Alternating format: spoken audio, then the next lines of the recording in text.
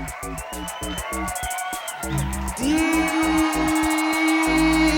shit!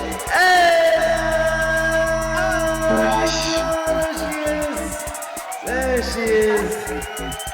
She's here. She's here. Can you see me? Hold on, sorry. It's all madness. Wow, what a welcome. Can you see me? Are you able to see me? I can see Okay, you, good, yes. good. All right, I just want to make sure that we're all on the same page. Mademoiselle DiElle. Yes, exactly. Moving Dutchman. And by the way, Electronic Naders, thank you guys for being here and good to see you guys. D, thank you so much for coming on, and thank you so much. My pleasure.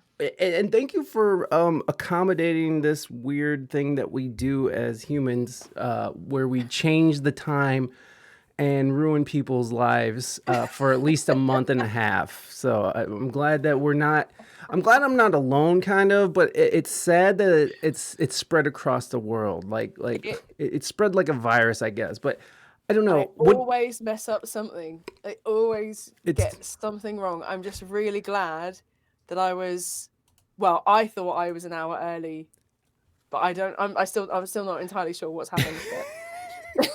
We're still confused. That's okay. That's a fake news. All right, calm down. All right, but I don't know. What do you guys call it? Yeah, we call it daylight savings. Oh, so everyone calls it daylight savings? I don't know. What do they call it? Yeah.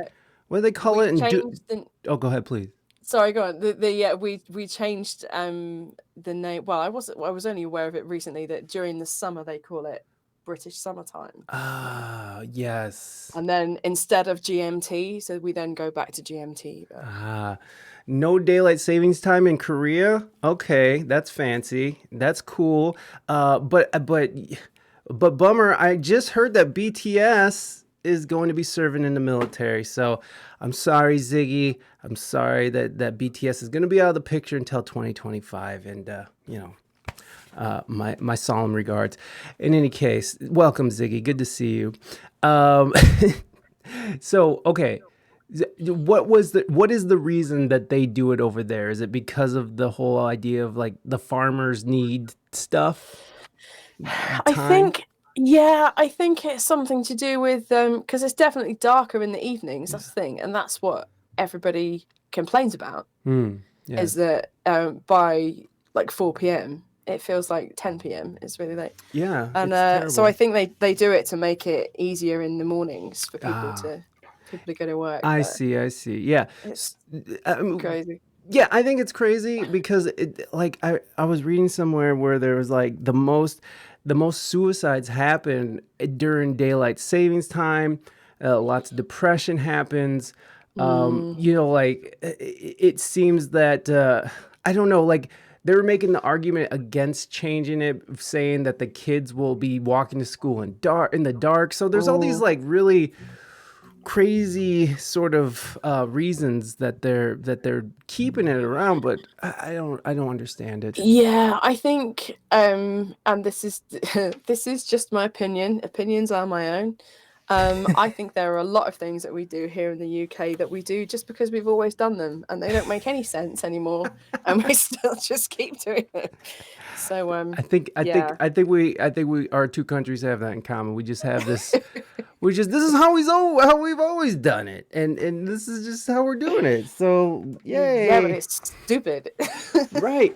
I swear to goodness, like if I was a conspiracy theorist, I would say they're doing it to mess with us, just to keep us like a little bit off. Sort of like the idea of putting fluoride in the water. It's just an idea, guys. I'm not saying I believe it. It's just something that's out there. But Nate, you don't follow K-pop, Ziggy? How dare you? And you call yourself Ziggy in Korea? Oh my gosh, I'm embarrassed for you. I'm not. Thank you, Ziggy. Thank you for letting us know. So D, let us know. Are you in London? Like, what is your like your full-time job? Is it just music? What do you do? Yeah. Okay, that's awesome. Yeah. And you're in London, right? I'm a full-time musician. I'm not quite in London. I'm a couple of hours. I'm a couple of hours south of London. So where we are, So this is my studio where I work. I can hear some bands rehearsing or something going on. Yeah, there's we've got a session in next door, so Oh no, wait. So you? they'll stop in a minute. Do you wanna Oh have no, a, no, no, no. That's totally fine. have a look? It's not. It's totally fine. They gotta get their session in. You know. Yeah, So do you agree with me. you own a studio there and you record people and stuff? Yeah, so I record and produce and a little bit of artist development and vocal coaching and stuff like that as well, helping other people. I also do production and songwriting remotely, so we produce artists sort of from everywhere really. We've most recently had someone join us from I'm gonna say Sweden, but I think I mean Switzerland. Switzerland. That's Okay. a different country. Yeah. Hmm. Switzerland, Canada, loads of people in LA. And yeah, it's really cool. But we have got a really cool space here as well, so we can have, bands and stuff in. But Yeah. more and more of it is remote, which is also really fun. That's Love it. that's really cool. I love that idea of sort of um the artists that like they go out and they play music and they do the thing, but then they sort of behind the scenes they're working a lot. I think that's how you kind of get by in this industry is sort of Yeah, definitely. So I'm a full-time musician and an artist, as I think you know. And so I think musicians have always had to juggle multiple streams of income to be able to, even the biggest artists now, like Beyonce and all of that, they make their money from selling perfume and yeah. and all that kind of thing, and all the merchandising and stuff. So a lot of artists have always had to have multiple streams of income, and I really enjoy the variety. I really enjoy that. Yeah. And so I perform and compose and teach, y- and the combination of those things earns me a living as a musician the, most of the time. I like that idea, the variety thing. I think that's one thing that, because I really do enjoy performing. I really do like podcasting. I really do like doing production and video editing, all that kind of stuff. But I would never want to be doing one thing. I don't know. Do you share that sentiment? Yeah, definitely. There've been periods in my life where there have been two times in particular where I was just gigging and writing, and it was it was like a dream come true. That's like, this is what I've worked towards my whole life. Like, all I want to do is, and when I say gigging, I mean like my own gigs, not playing at weddings and other kind of like Right. Not cruises cover and stuff like gigs that. and stuff. Yeah. Yeah, not like function gigs and stuff. I was playing my own gigs and writing and all that kind of thing. And it was awesome for a time. And then I think particularly because I was a solo artist at the time, it's actually really lonely. And after a while, it's like I needed the other things to stimulate the songwriting. So it's really nice to have. I feel really fortunate that I've had that experience, a couple of times in my life where I've just had, a relatively short amount of time where like all I'm doing is writing and gigging and recording, and it's just bliss. But after a while, I think it's artistic nature as well that you need something else to kind of stimulate you and stuff. And I really enjoy teaching as well because it really keeps you grounded. And I think there have been some times where so one of the things, so as a composer, we've been put forward for some like shockingly high profile projects, and the problem with working in film is that you have to sign a non-disclosure agreement, and you can never, all of the really cool stuff you can never talk about. Right. But there have been some things, so it's all like really, oh no, it's really cool, I promise. But there have been some times where it's like we're on the cusp of something life-changing, and then having to go and do a rehearsal with my community ukulele band, it just keeps your feet on the floor. Yeah.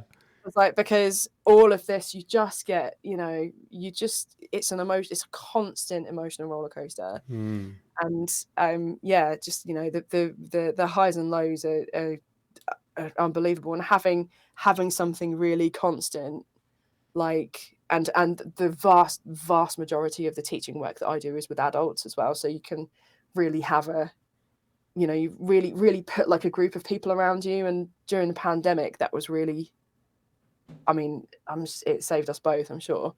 My husband and I, when all of your work dries up and everything else is stopped. And at one point, all of the studios in LA were closed, weren't they? And like everyone we knew, everyone in LA, well, a lot of people in LA live from paycheck to paycheck. And everyone who's a scriptwriter or whatever, are subsidizing their income with working in cafes and driving taxis, and all of that had stopped as well. So people were leaving LA in droves. Like loads of our friends from LA moved within like 6 weeks because they couldn't afford to stay there. Yeah. But amongst all of that, we still had our students, and we're really lucky with the way that we've done it, that we've actually built a community of people. And I think that from having had that experience of, like I say, I'm not complaining, because I was really blessed to have the opportunity to be able to just work on my own music and nothing else for a period of time. But that was my kind of overriding feeling of it, that it's really, really cool, but it's actually, there's a lot of, it's quite isolating being a muso. And having this other kind of stream of income where we've got people who we see all the time, and they're year in, year out. We've got a lovely little choir who are just amazing people. They're lovely, lovely people. And and our ukulele band, and we do charity gigs with them and stuff, and it's all really feel good stuff. And we've got people around us that a lot of musicians don't, and I feel really grateful for that as well. Yeah, no, you're right. I mean, just having friends who travel around by themselves on the road, and it's almost like being like a stand-up comedian, right? Like you're just sort of wandering the land, playing and moving on to the next town, and there's something romantic about it. There's something. Yeah, you're right, and it is really cool. It is. Right. And particularly, especially when I was younger, I was a bit of a lone wolf anyway, and I did a lot of traveling, like solo traveling, when I was. I did it for as long as I could get away with it, really. But when I was younger, I did do a lot of traveling, and I enjoyed being by myself. And it is really cool. There's some kind of freedom about going away by yourself. And one of the girls in my yoga group recently has just gone on a holiday for solo people for the first time, and she was really embarrassed about talking about it. And I just said to her, "Oh my god, I love traveling by myself. It's so cool." And like, and it's like, if you want to have mimosas for breakfast, you can, like, just do whatever you want, like whatever you want. Yeah. And it was it is very romantic, and it is a beautiful way to experience this life. But there comes a time where you just need to you need to come back to some kind of family or community or friends or whatever, and have the people who know you around you, I think.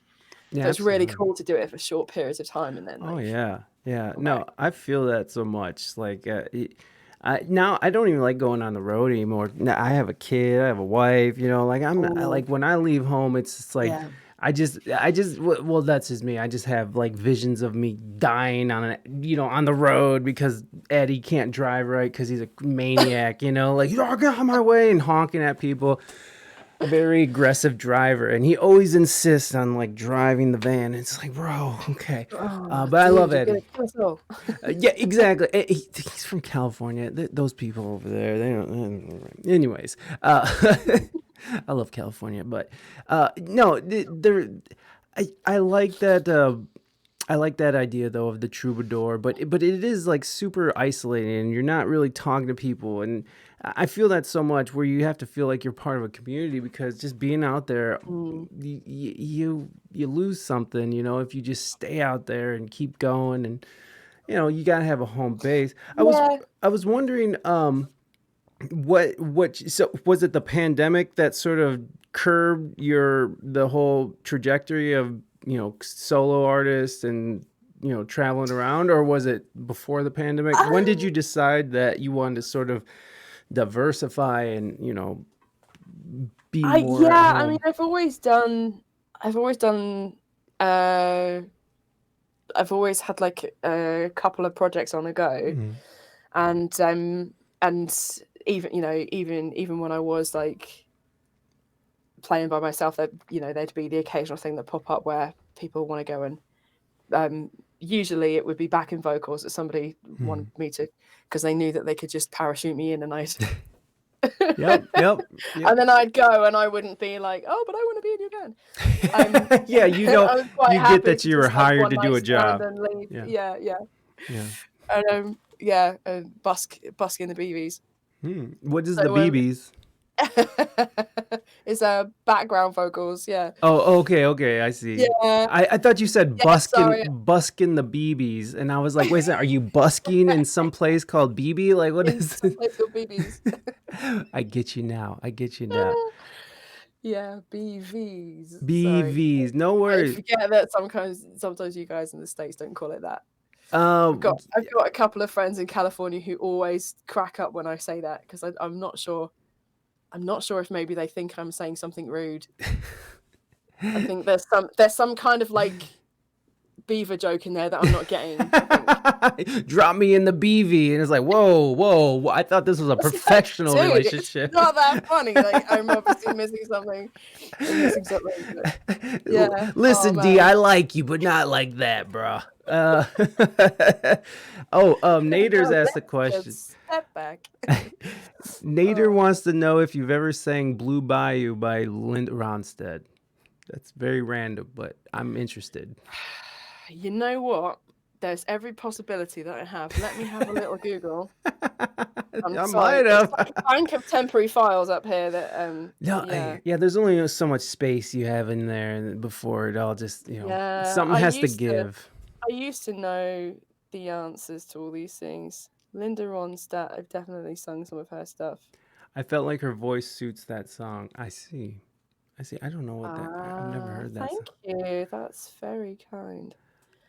Um, yeah, I'll get back to you. Yeah, Sorry, no who worries. Don't worry about it. I mean, I imagine Blue over the Bayou. span of your career that you've probably songs come and go. It's just how it works. So I feel so bad, I gotta worry. You know, I think I have sung this. uh-oh. Yeah. I'm so lonesome all the time. I think the answer is yes, but not for a long time. Let's go. Let's go, Naders. You win. Way to go, Naders. You have won. Thank you for that question, Naders. I appreciate you. Cheers. Yeah, yeah. Yeah, I really liked well, first I want to kind of close this up, but so what was the actual decision to diversify and kind of get off the road, or have you just always sort of done both and you just kept it going? Yeah, just the nature of gigging as it went. I mean, we built the studio 6 or 7 years ago. Oh, okay. Oh, okay. So you've been And doing that for. so before that, I was on this site, like operating out of this site, but we didn't have this building. Uh-huh. And since we've had the studio, like more and more stuff was coming to us. Ah, yes. And just by the nature of the kind of gigs, I mean, I gave up function work officially. Oh God, it must be. No, it was since we had the studio actually. So I probably officially gave up function work maybe 5 or 6 years ago Hmm. and just concentrated on the band. And at that time, it was just the trio. So I wasn't doing any gigs as a solo artist. and I was gigging with John and Chris. So if any of you guys have looked at my Instagram or anything, there's John and Chris. So Chris is a bass player, and John plays a lot of guitar, but he's like the noodly lead guitarist, and all of us sing. So I do the lion's share of the lead singing, but all of us sing a little bit of lead, and we've got this like kind of Eagles, Crosby, Stills and Nash kind of vibe, Ooh. and it is the best band I've ever been in. Is this It's is this the song? Is this the band that you did "Crossing the Bar" with? yeah, Okay. So we opened yeah. the because that acapella was so good. I was just like, man, it's like living in like a dish of melted butter. I just wanted to live in those Oh, bless harmonies. your heart. I just Thank want to you. live in those harmonies forever. God, those harmonies are a mystery to me, but I'm not a singer. But yeah, so you started concentrating on a band and Yeah, doing your and stuff. we were doing like little theaters and art centers. I'm not sure that you guys really have art centers over there, but Yeah, we do. they're like you Oh, do, yeah. They're like maybe describe little it theaters. first. I'm sorry, describe it first, and then I'll agree. I just yeah, we got art centers. What is an art center in the So UK? yeah, art centers here are like they're little theaters, but it's where all kinds of different arts cross Hmm. paths, and I just think they're the most amazing places. And this was like my dream when I was growing up, that like I Hmm. wanted to it wasn't so much the the stadiums Hmm. and that kind of thing, but like the art centers are such a cool place. And like you can go they have comedy on there, they'll Hmm. have all kinds of different types of music. A lot of some of them, more and more of them, are doing education as well, though that wasn't always the case. But also other things like Like plays and stuff. yeah, Hmm. drama, yeah, Hmm. absolutely. Plays. Some of them show screenings for films and stuff Oh, as well, rad. and um visual arts. So you can go and like be doing a gig amongst it, basically in an art gallery Wow. with all of some local artists or or bigger artists having a what do they call it, an exhibition, Hmm. in the middle of all these art exhibitions and stuff. And it's such a cool way it's just a great place for all kinds of different types of arts and culture. Yeah. And they're all over the country. They're all up and down the country. A lot of the time they're in really quirky buildings as well. So they're in we have a thing here called listed buildings, where like if the building is of a certain age and it's a certain type of architecture, that it becomes protected and you can't just buy it and build supermarkets on it Oh, okay. and That's that sort of sweet. thing. So a lot of them are like really cool places and have got a really cool history as well. I love really quirky venues that have got character. Oh And my God, yeah. Hundreds of um years old. That yeah, it, yeah, I mean one of the places in Portsmouth, which is not very far from here, was built by Henry VIII. And wow. it's like and the bricks are crumbling away. And so they've got all the brickwork, and then one of them be like half missing, and somebody's just put a tea light in it, and so they've got all these like candles in the walls. It's Wow. so it's so beautiful. Yeah, And that's amazing. yeah, so we were doing lots of places like this. So we Mhm. were playing like little theaters, art centers, festivals, and stuff like that. But by the nature of it, we never really needed to be away for any great length of time. So we Mhm. would do little tours, like we go to South Wales and be there for a few days, or we'd go to Switzerland and be there for a few days. But we never really needed to be on the road for weeks at a time. And I guess that is the benefit of um, I mean, America is such a big country that it Mm. takes such a long time, doesn't it, to travel around. So Yeah. we don't have that problem because Right. everything's much closer together. Yes. So it kind of evolved into we would be able to do a string, a tour, as in like one particular show that we'd put together, and we would go out and we would gig it for that year or whatever. But we never really needed to be away for a disruptive amount of time, so we could all carry on with the other things that we were doing. And yeah, unfortunately, 2020 was going to be our year. We had some amazing gigs in 2020 that just never happened. That has been the story. Because same here. Me and my wife, we did an acoustic duo. We played a lot of places. You know, we were traveling around doing stuff, and 2020 came, and you just watch your whole year's calendar goodbye in like 1 or 2 days, right? It was Yeah. it just like all that Yeah, planning, everything just down the drain. that's the thing, and it's so much work. Hmm. Particularly when you're independent like we are, Yeah. that all of that work has already been done, and it's just and the thing that I didn't come here to complain, but the thing that I found really difficult was the scheduling, and then the rescheduling, and then the reschedule didn't happen, Right. and then they'd reschedule it again, and then it got cancelled, and I was like, oh man, just shoot me in the guts, man. I just Just get it done. Yeah. it's so much admin, like I Yeah. can't even start with that. So But I know everybody was just trying to do their best, and yeah. it was just a really difficult time. Yeah, totally. What now? There's been a couple different answers that I've been getting because I've been doing this through the pandemic. I mean, I've been doing this show for like 7 years now, but like talking to people through the pandemic and then after the pandemic, people were like, they were either like, I just sat there and drank and smoked weed and watched TV or my phone, or I went crazy and I just started working and just went nuts on my work.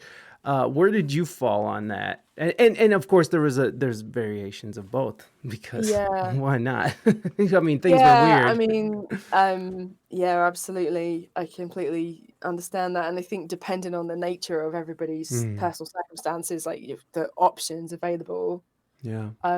were very different. And I'm very lucky that we live on site, and I basically got locked in at work. So so I was pleased about that. Yeah. Because a lot of my, oh, I love you guys.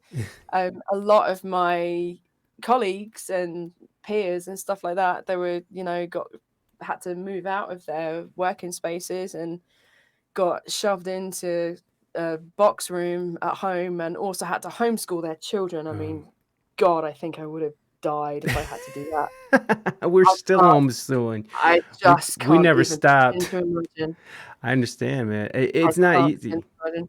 It's not easy, but but the way it is in America right now, like everyone's just gone crazy, and we're just like we're taking our kid out of we're done with the schooling system. But we live a lifestyle that affords that, so that's that we're able to. We're able to do that. Not everyone's able to do that. Not everyone has the patience. Not everyone has the know-how to deal with the technology. I mean, there was so many grandparents out there that were just, I don't know, my poor kid's just gonna be, lose a Yeah. year or two of their life of education. So, and especially here, Yeah, we I were so think far behind. people are amazing who manage to do that. I feel like if both mum and dad work Yeah. and the kid is at school, and everybody got pushed back to the dining room table or wherever it is that they had to sit at home, and everybody's trying to do the things that they needed to do, I think people who managed in that kind of situation are heroic. Yeah. It's like, it was hard for us, and a lot of things about it were very, very hard, but at least I could just focus on our problems. Mm-hmm. And yeah, and in answer to your previous question, I mean, obviously all of our live work dried up, and all of our gigs got cancelled, and that kind of thing. A lot of our composition work did pause for a while, but that's really like inconsistent anyway. Like we don't have like regular things Right. with that. Like, the odd project comes up here and there, and then we work on it, and then it goes away. So that slowed down, I guess. And but yeah, this is, like I say, like, because we had the students, I had to find something for them to do. Like, I had to. And before I was a full-time musician, I worked for our health service long time ago. and they in the early in the pandemic they were calling for people to come back if like people who'd retired and people who'd left the NHS. And I had a little bit of a crisis of confidence of like, how can I just sit here, carry on playing the ukulele while the world is burning? And I'm just gonna sit Yeah. here and go la la la la, with, you know. Ah, And I was like, I really did think long and hard about maybe it's time and I should go back. I should go back to the NHS, but but you didn't. no, and Yeah. they, for various reasons, really. I mean, this is a little bit of an overshare, but my stepdaughter, who was living with us at the time, was really early in really early stages of remission from cancer. Oh. So she's that was a really difficult time, but she's made a full recovery and she's really, really well now. We're gonna give But some when hand the claps for pandemic, that. Some love. little That's baby, I'm so and that's so good. I'm so like, God bless. God bless. yeah, thank you. It was yeah. So I mean, we'd only just gone through all of that. We were still fresh out of that experience, God, I can't and imagine. and when sorry, it's really heavy, but like when the pandemic first hit, we genuinely didn't know if it would kill her if she got it, because it affects you. It affects your immune system. Yeah. Yeah. And she had, as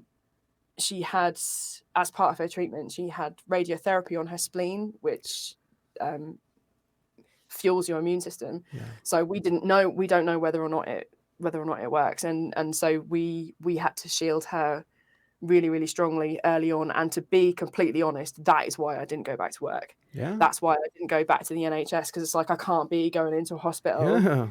and bringing it home. Like if we're gonna lock her up in a tower like Rapunzel to save her life, then I can't, So that Absolutely. was a major decision, really. Well, it wasn't a decision. It was like this. We had to be really, really careful. So the three of us really didn't see anybody at all. We didn't see anyone else for weeks and weeks and weeks.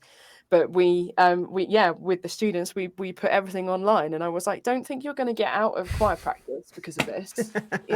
Yeah. Like, we've got shit to do, Yeah, for sure. And and a lot of people, like you were saying earlier about the grandmas, a lot of the people that we work with are older and retired and stuff. And I think we taught something like 70 pensioners how to use Zoom in 48 hours. Yo, you know I'm what? like, Everyone had to oh my learn. God. Everybody had to learn. That was the Yeah. thing. It forced people to learn some technology that they might not have learned before, which is, I think, is pretty vital for people just to exist now, since everything is on your phone or on the computer, and so.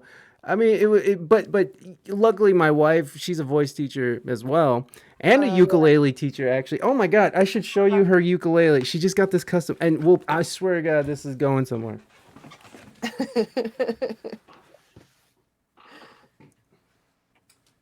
Dude, check this thing out.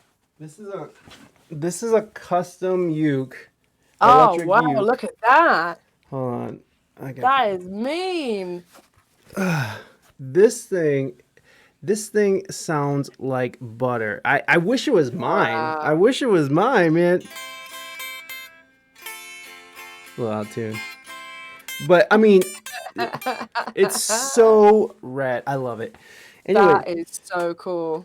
but my wife, that was a product of the pandemic. She was like, you know what? We're gonna just spend this stimulus money on this, and I was like, let's go. Let's spend it all on instruments.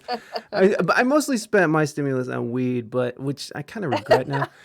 It was a weird time. It was a weird time. It was a really weird time, and really early on in the pandemic, people were, and when people were like profiteering from buying loads and loads of sanitizer, they were like buying up all the Yes. sanitizer and everything, Yes. and people were wiping down their kitchen surfaces with all of the alcohol that's been in the back of their in the back of their alcohol cabinet, in the back of their beer cabinet for years. And I was standing there saying, you're going to regret that. Like, You're gonna need that.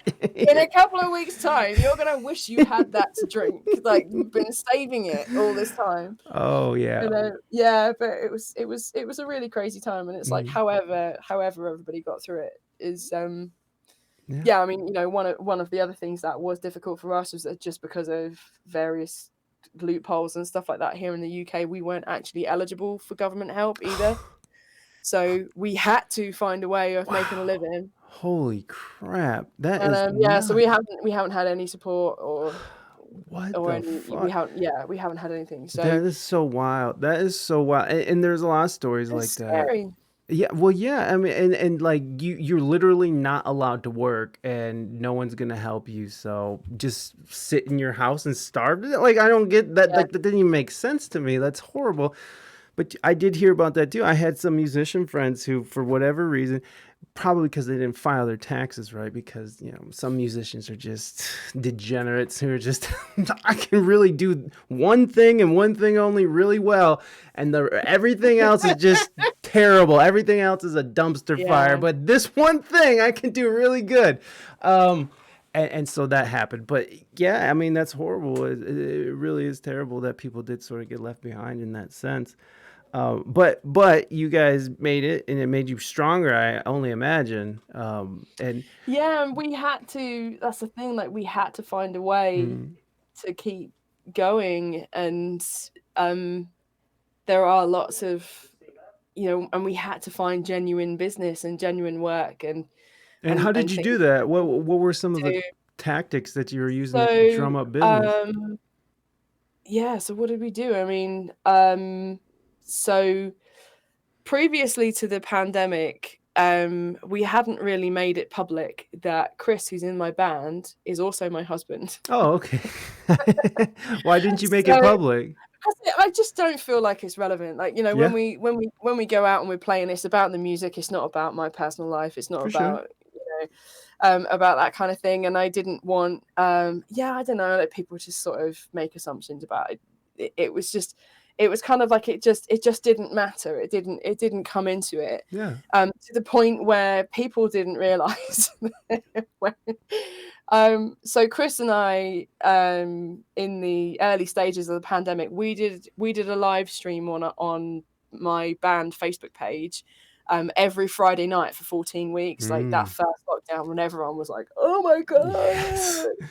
Yeah. And we started getting a regular crowd, and people were coming, and they were like getting their drinks ready and stuff, and sitting down with a drink, and to watch a live gig, and people would do requests and all that kind of thing, and we were just creating like a little bit of shape to the week for Mm. people who just had an endless days. And it was really good fun. But I was getting a couple of messages going, "Is your band there? Is your band there?" And I'm like, "It's okay.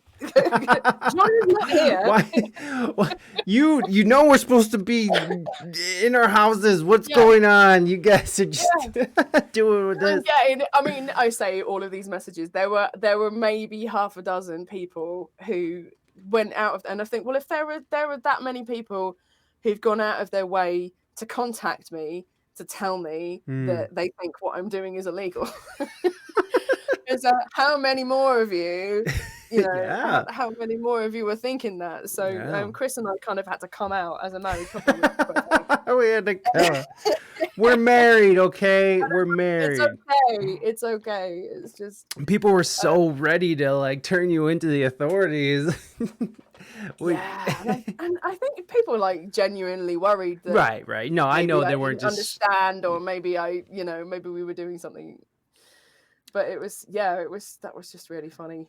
Yeah, that is hilarious, actually. No, but what's interesting about here in the States, that people were like, I'm sure people in the UK were doing it as well, but like people were just like, they didn't care, because we got into Twitch really heavily during the pandemic. It's a live streaming thing. My wife plays music. She still streams on this platform and does pretty well. So like it's we just fell right into it, and what I noticed right away was just no one cared. Like bands who played on Twitch as a band, we're just gonna get together. No one like it just they did not care, and and here in Ohio, I'm in Ohio right now.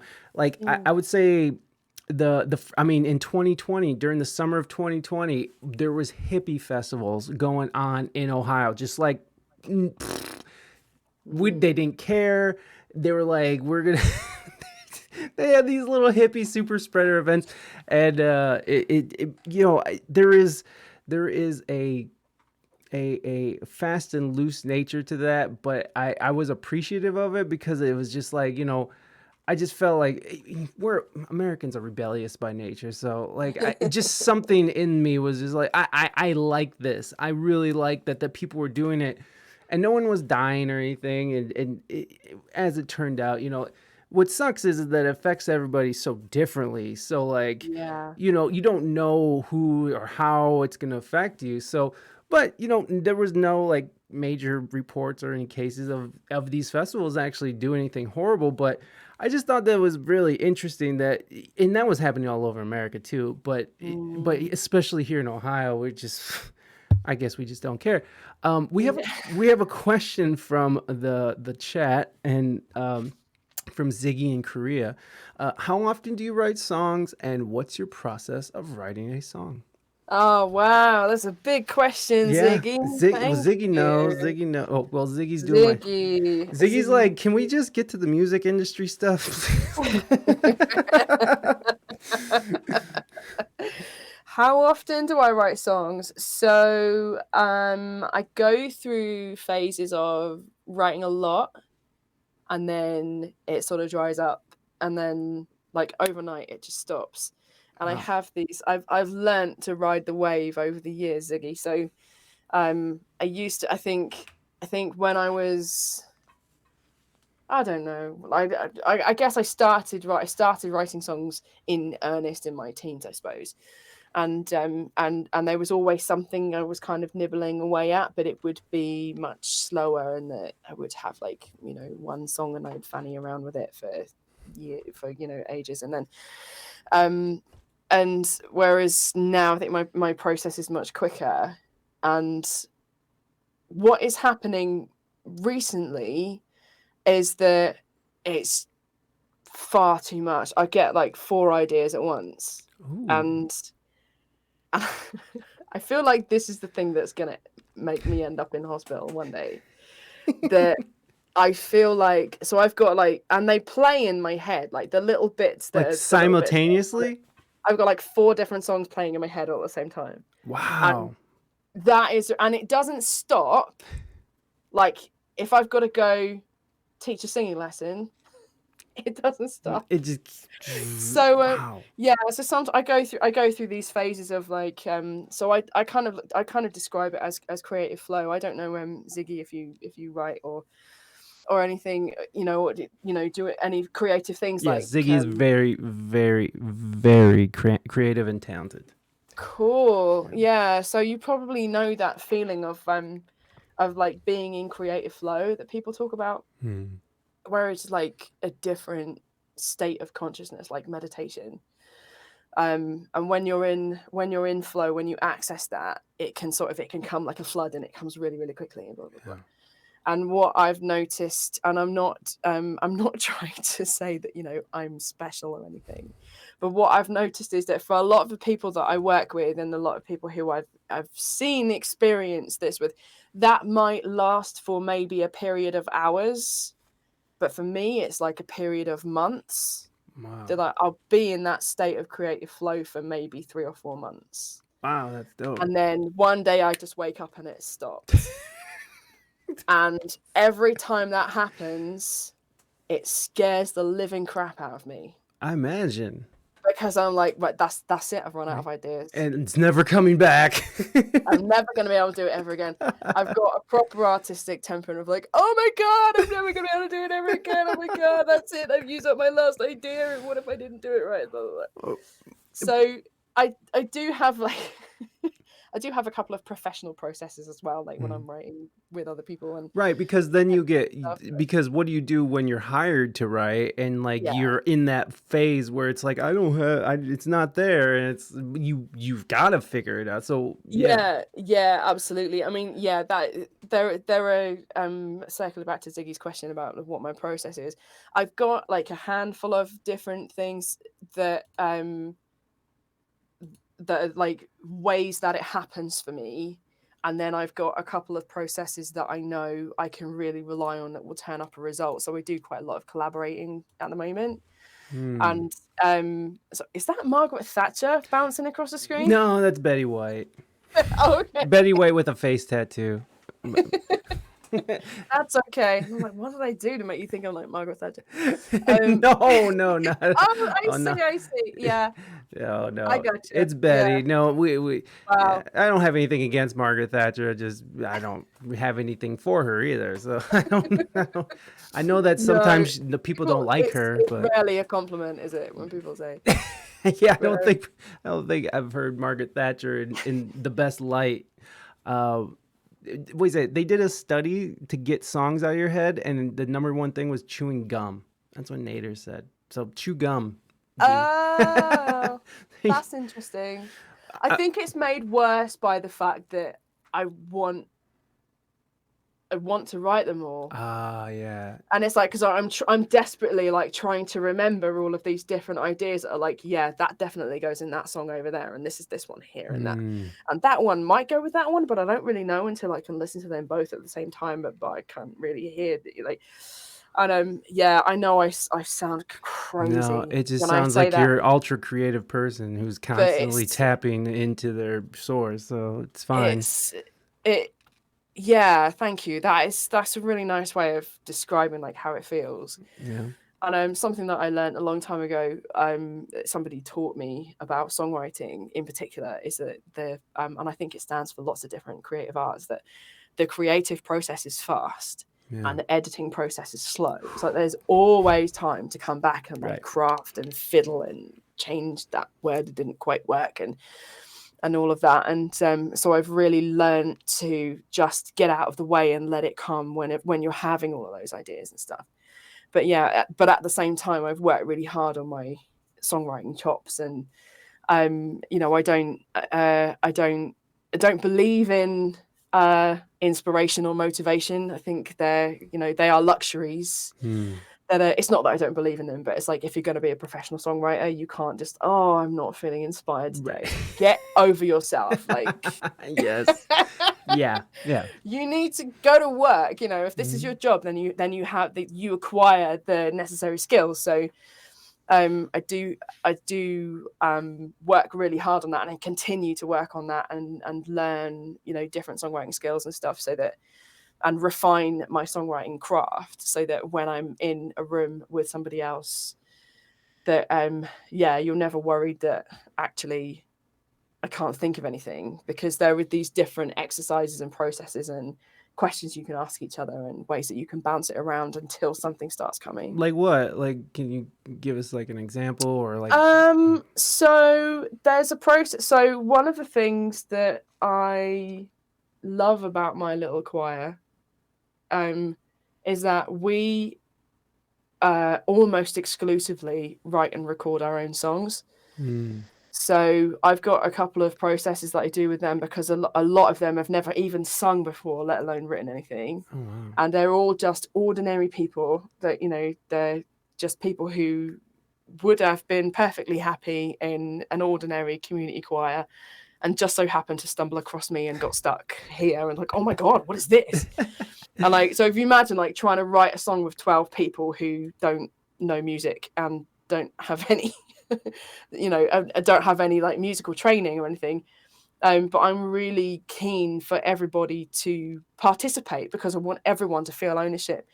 So I have a couple of different things where I'll like brainstorm rather than just jumping straight into writing lyrics, which is what a lot of inexperienced songwriters do. And it's like, and I'm talking about things to do when you're stuck. Like, if you're having ideas and they're just coming, like I say, I just get out of the way. And the job for me there is collecting everything and recording it recording it quickly and accurately in a way that when I refer back to it when I can't remember what it was, Yeah. it's a different kind of task that, when you are feeling inspired and you are having loads of ideas, that the job is to find ways of catching all of that as accurately as possible, with as much of the original context as possible. So I've got various different ways of doing that. And but if you're starting with like a process of, okay, so you and me are going to write a song together, what do you want to do? Like with the choir, I have a process where I will decide what type of song we want. So like our set needs blah blah blah. So we're gonna write we need a ballad. We need another, lovely, gorgeous ballad. And we'll talk about themes that might suit that style of music. So because it's a group of men and women, I say we want to keep it non-gender specific. And I'm just somebody who wants people to feel uplifted when they're singing or they're at one of our shows. Or it doesn't necessarily mean that everything's got to be super happy, but like to be for the music to be. So I'm not a massive fan of like really sad subjects or really difficult subjects, and tear jerker, gut wrenching kind of subjects. So we talk about various different themes about what kind of things could we talk about that would be non-gender specific and give people a nice uplifting warming experience when they hear it. And then from then and then I've got all these other like little exercises that we do. One of my favorite ones is song titles in a hat. So I just give them like 5 minutes and little scraps of paper and like, right, so we're going to write a song title, just whatever you think is a song title, and put it in the hat. And then we go through and basically I pick one and we extrapolate like what the story could be, and then go through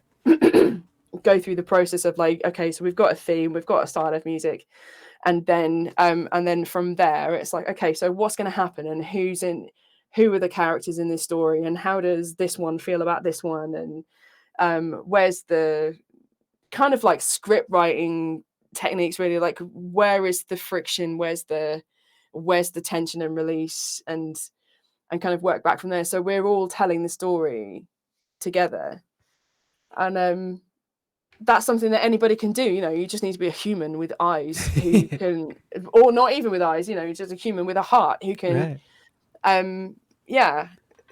talk and who can like come up with ideas, and then the words come easier, so the actual lyrics come out of all of that background work. And but yeah, there's loads of different things that we've done.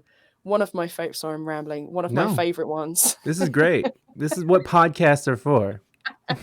It's for rambling. People who like to ramble, yeah. But it's not like it's just useless information. It's like if someone's listening to us right now and they're like, I'm stuck, I have no idea how to get past this, and then you say something like, just put a bunch of song names or in a hat and just go for it. I mean, anything can be inspiration. Like, that's the thing that people have to understand as an artist. Like, you could be walking down the street and see a leaf fall and be like, oh, that's autumn leaves, there's so many cool things, and I'm so nerdy about this kind of thing, and I love it. Like, I don't even know if this is true, but the urban legend is that David Bowie used to have a pack of playing cards, and he would write on all of them something, like some kind of musical tool or something.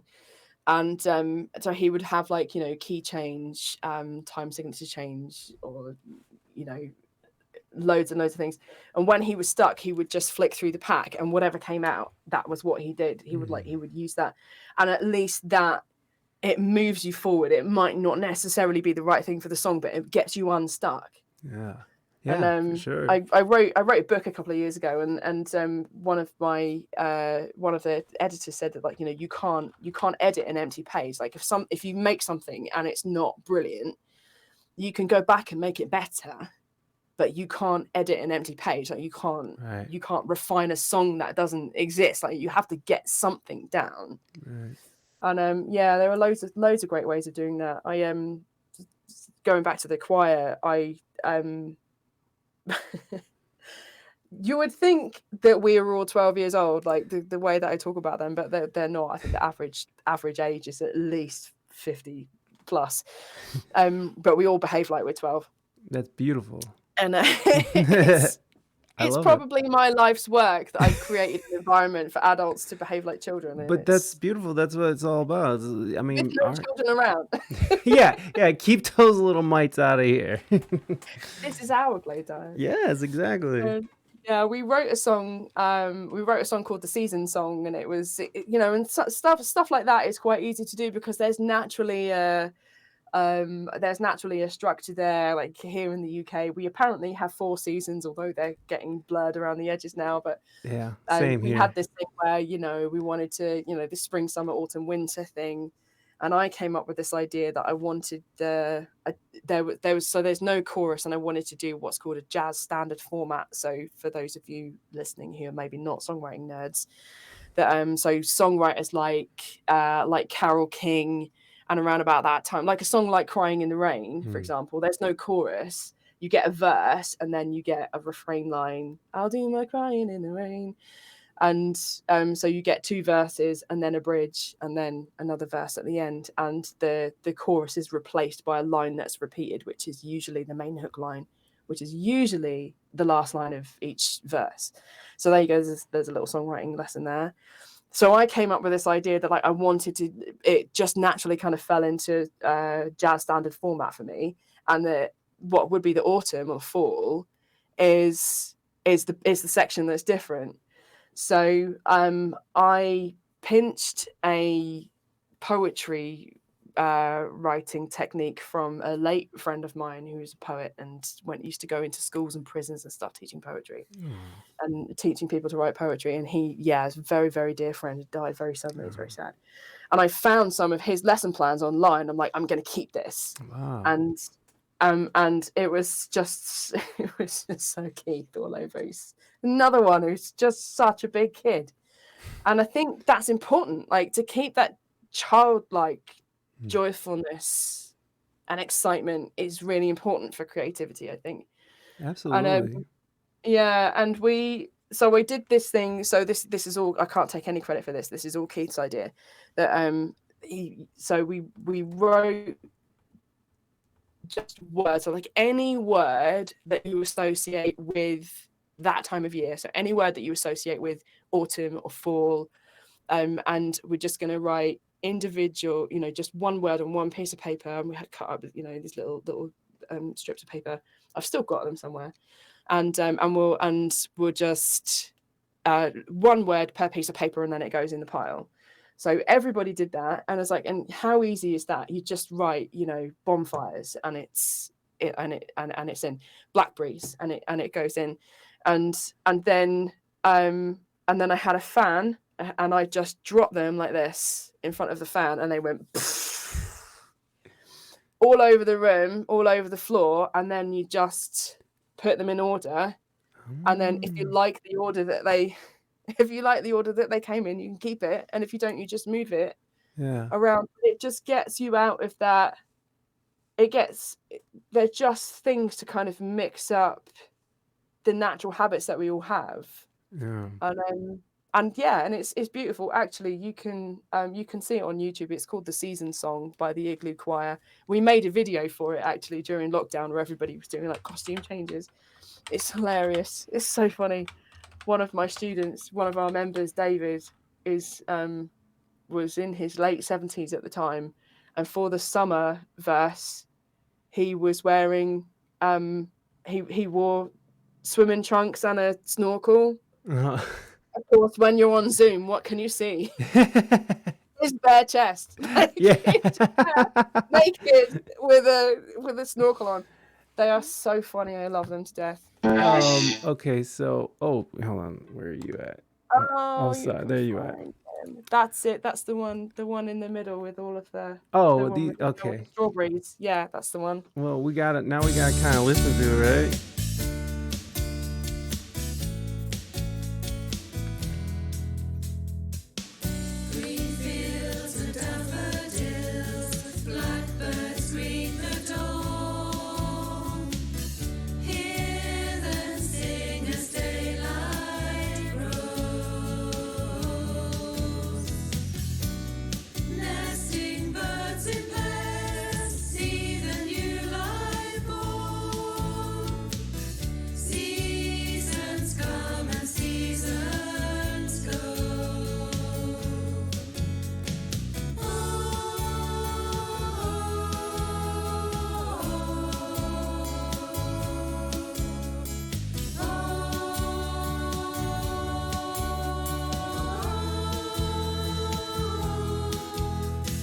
I'm wondering, was it hard? I mean, because everybody's doing this remotely. Was it hard for them to all line everything up? Was it a challenge? Oh, So, um, with the way that we did the recording, they dealt amazingly well. Like everybody adapted to going online, but the hardest thing is a choir rehearsal because the point of being in a choir is to sing with other with other people. people, yeah.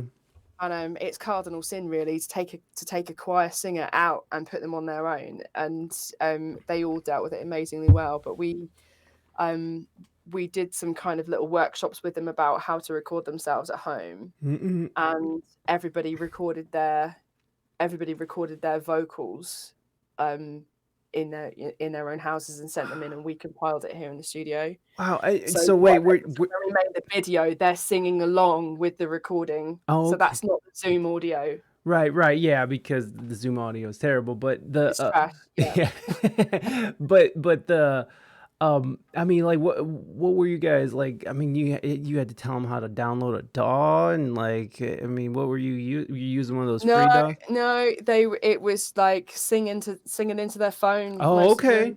okay. Yeah, and I was really amazed actually at how well it came out Yeah, that because sounds really good. These microphones in these phones now. I have a friend who's yeah, an audio engineer, and he's just like, I need some BVs for this song. Can you do something? He's like, I don't have my studio set up. Oh, just record it onto your phone and send it in to me. And I'm what? He's like, yeah, just record it on your phone. Just make sure you're not like singing directly on it. Just hold it a certain direction. Just sing.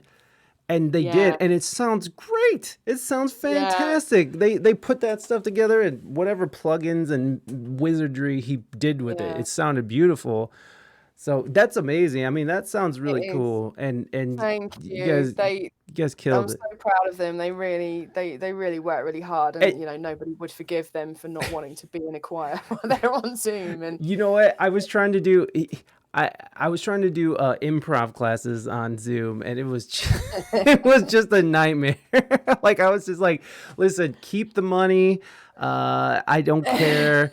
Keep the money. I don't want to do this. Just let me know when you guys open back up because I just can't. I don't want a refund or anything. yeah, Just do your thing.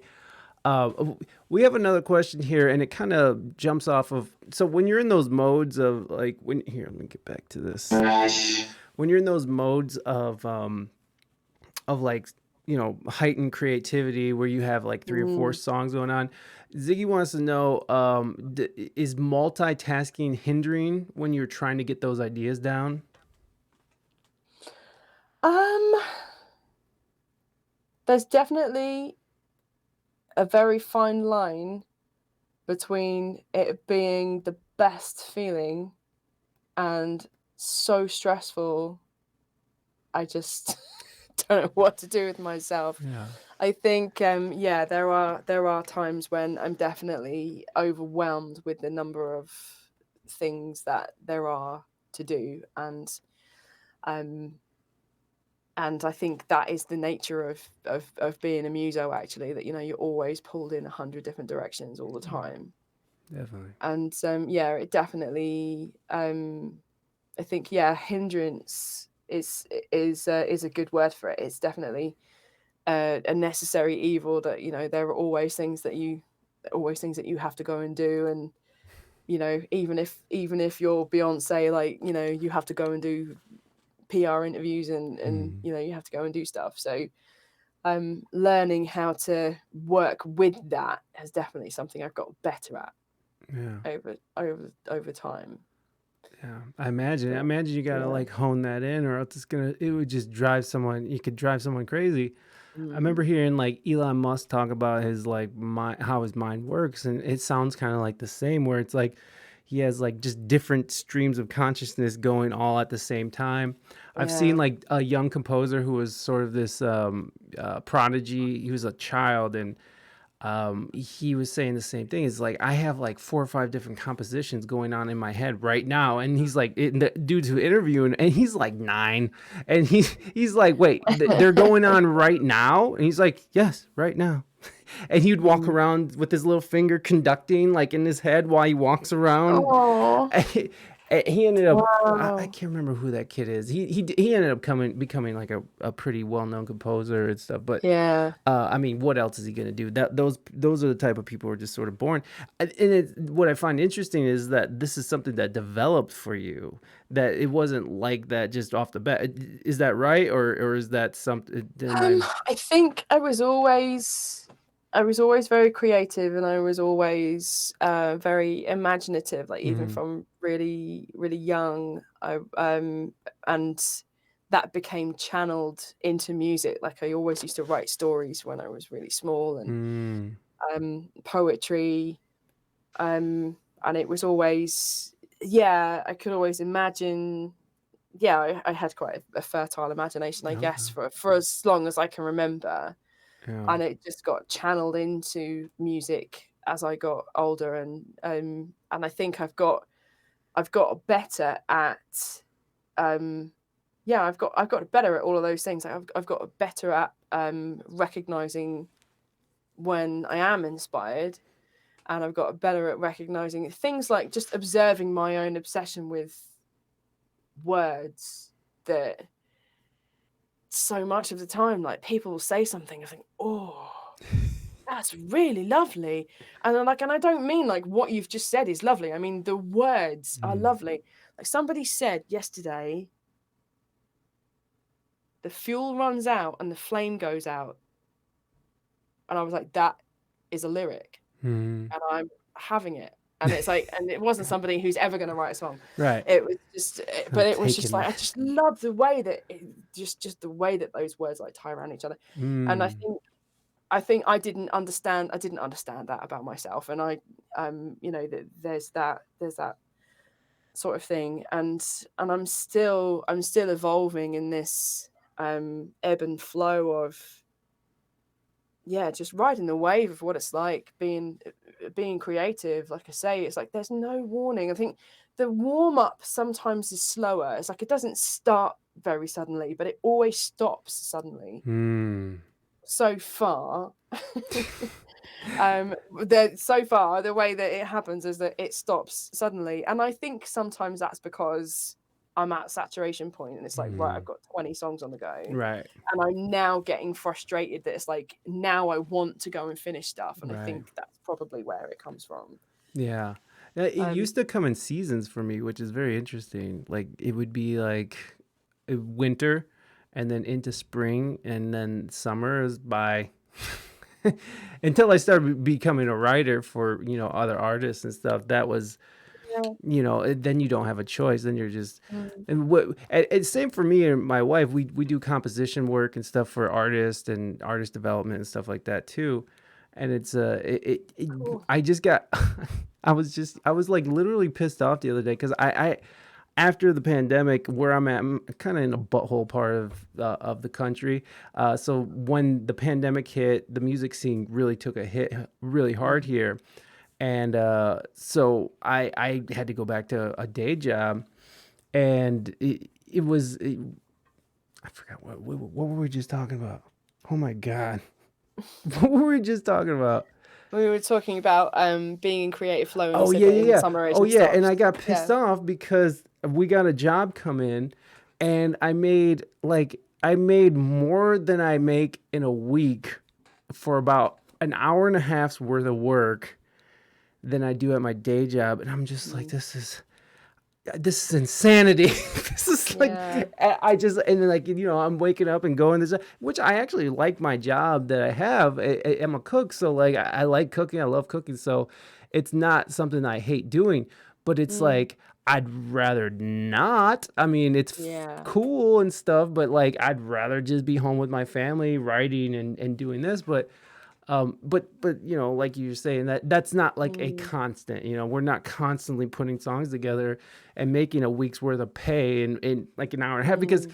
for me, I could just put a track together really easily if I just have like the idea, like what do you got, what do you need? Okay, boom, I can slam it out and let's go. And then, like you're saying, go back, edit it, Yeah. add the like the shiny, glittery, fun stuff, and then call it a day. But I tore right through that, and I still was able to watch The Handmaid's Tale that night too. So it was like it was tight. I was living the good life. But yeah, man, it's really interesting how you can actually train your brain to create these pathways that even when you're not in that space of writing and stuff, like you can just sort of like, okay, Mm, I can do this, and this is something that I can do. And I feel like as an artist, you really have to trust yourself, and to know mm, that that's gonna happen, that you're able to do that. Oh, yeah. Naders. Okay, I'm so sorry. Let me ask Naders. He's about to leave. Naders, hold on. What's your thoughts on three drummers? That's his question. What's your thoughts on three My drummers? thoughts on three drummers. Yes. Oh man, I don't think I have any thoughts on three drummers. Thank you, Naders, for that amazing question. I'm sorry not to be more It's okay. interesting. No. It's an inside joke, kind of like there's this person that keeps coming back here who's part of the community, but they keep coming back and they ask like every musician's like, you need more drummers. You need three drummers. It's very funny. I've had quite a lot of bass. I've had a couple of songs where there's a lot of bass tracks. Yeah. Yeah, but, Dealing with that much bass, did you have to mix it? yeah. Oh God, that sounds like a nightmare. Having all these bass, like having to manage all that low end. All right, Naders, Yeah. be well, buddy. Good to and Morby, thanks for popping in. I hope you. I know it's late for you, Morby, so thank you for popping in and say hi. Oh, and then Morby has to ask, are you into waxed legs? That's what she wants to know. Waxing. Oh, holy mother of God. Is there anything? I mean, what do we do to females that became an acceptable thing to do? I agree. Once in my life, I was waxed, and I will never do it again. I'm like, Same. wow. Same here. I mean, if that's your jam, then No, you know, it's not my jam, but they like but yeah, they God want they alive, like to it was torture one of the me. most painful things that's ever happened to me. It's terrible. It's terrible. And like I can't imagine, like, I'm not trying to be gross or anything, but like especially for ladies who are like, down in that region, and like, oh my God, how could you do that like it's horrible. I absolutely agree. Yeah, Down it with was bad. waxing. I don't care. Like, I'm not one of those guys like, you gotta shave everything because I'm a dude and you're my woman. It's like, you know what? Sometimes you miss. And I don't care. Like, hairy legs don't bother me. What does she think? Who? Morby? Sorry, who asked the question? Morby's only Morby. Morby asked it just because another inside joke thing. I did like a subscription goal. What was it? September, yeah. So I did a subscription goal for my Twitch page, and we hit our goal, and the prize was to I had to wax my legs, and so I waxed my legs on stream.